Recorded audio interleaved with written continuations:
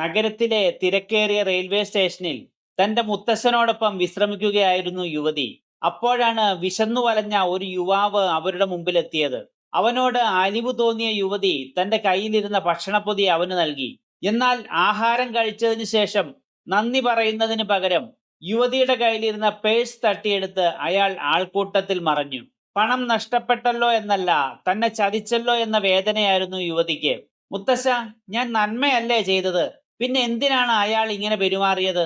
മുത്തശ്ശൻ കൊച്ചുമകളെ ചേർത്ത് പിടിച്ചുകൊണ്ട് ശാന്തമായി പറഞ്ഞു. മകളെ, നീയൊരു നല്ല മനസ്സിന്റെ ഉടമയാണ്. പക്ഷേ ഈ ലോകത്തെക്കുറിച്ചുള്ള അറിവ് നിനക്ക് തീരെ കുറവാണ്. വിഷമുള്ള പാമ്പിന് പാല് കൊടുത്താലും അതിന്റെ സ്വഭാവം കൊത്തുക എന്നുള്ളതാണ്. അതുപോലെയാണ് ചില മനുഷ്യരും. നിന്റെ നന്മ കൊണ്ട് അവരുടെ സ്വഭാവം മാറില്ല. മുത്തശ്ശൻ ജീവിതത്തിലെ പ്രധാനപ്പെട്ട 4 കാര്യങ്ങൾ അവൾക്ക് പറഞ്ഞു കൊടുത്തു. ഒന്ന്, ബന്ധങ്ങളുടെ ഭൂമിശാസ്ത്രം. നമ്മുടെ ജീവിതം ഒരു മാപ്പാണ്. അതിൽ എല്ലാവർക്കും തുല്യ സ്ഥാനമല്ല. ഹൃദയത്തിന്റെ പൂമുഖത്ത് ഇരുത്തേണ്ടവരുണ്ട്, ഉമ്മറത്ത് നിർത്തേണ്ടവരുമുണ്ട്, വേലിക്കപ്പുറത്ത് നിന്ന് മാത്രം സംസാരിക്കേണ്ടവരുമുണ്ട്. ചിലരുമായി ദൃഷ്ടിബന്ധം മാത്രമേ പാടുള്ളൂ. അനാവശ്യമായി അതിരുകൾ പൊളിച്ചു മാറ്റി എല്ലാവരെയും നിന്റെ ഹൃദയത്തിലേക്ക് കടത്തിയാൽ നിന്റെ സമാധാനം നഷ്ടമാകും. സ്നേഹത്തിന് അതിരുകളില്ലെങ്കിലും ആത്മഗൗരവത്തിന് അതിരുകൾ വേണം. 2, ബുദ്ധിപരമായ നിഷ്കളങ്കത. Strategic innocence. ശുദ്ധനായ മനുഷ്യൻ എന്നത് ഒരു പുകഴ്ചയല്ല, അതൊരു അപകടമാണ്.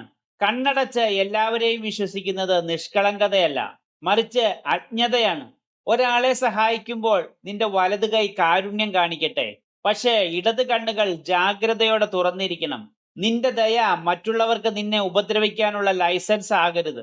3, സ്വയം നഷ്ടപ്പെടുത്തുന്ന നന്മ നന്മയല്ല, നൽകുന്നവന് നാശവും സ്വീകരിക്കുന്നവൻ തന്റെ ദുഷ്കർമ്മങ്ങൾ തുടരുകയും ചെയ്യുന്നതിനെ പുണ്യമെന്ന് വിളിക്കാനാവില്ല.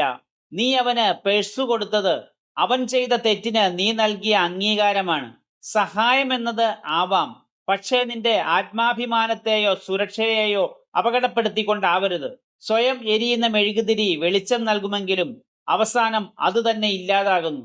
4, വിവേകത്തിന്റെ പുതിയ കണ്ണട. യഥാർത്ഥ നന്മ എന്നത് ചതികളെക്കുറിച്ച് അറിയാത്തതല്ല, മറിച്ച് ചതികളെ മുൻകൂട്ടി കണ്ട് അതിൽ വീഴാതെ സ്വന്തം നന്മ കാത്തുസൂക്ഷിക്കുന്നതിലാണ്. നൊമ്പരങ്ങളുടെ കഥ പറയുന്നവർക്കെല്ലാം കളങ്കിതമായ ഒരു ഭൂതകാലത്തിന്റെ കഥ കൂടി പറയാനുണ്ടായിരിക്കും.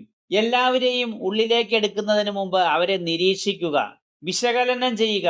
നിർദോഷിയായി ഇരുന്നാൽ മാത്രം പോരാ, നീതിമാനായി ഇരിക്കാൻ കൂടി പഠിക്കണം. വീഡിയോ ഇഷ്ടപ്പെട്ടാൽ ഷെയർ ചെയ്യാനും ലൈക്ക് ചെയ്യാനും സബ്സ്ക്രൈബ് ചെയ്യാനും മടിക്കരുത്. നിങ്ങളുടെ പ്രതികരണങ്ങളാണ് എൻ്റെ മോട്ടിവേഷൻ. താങ്ക്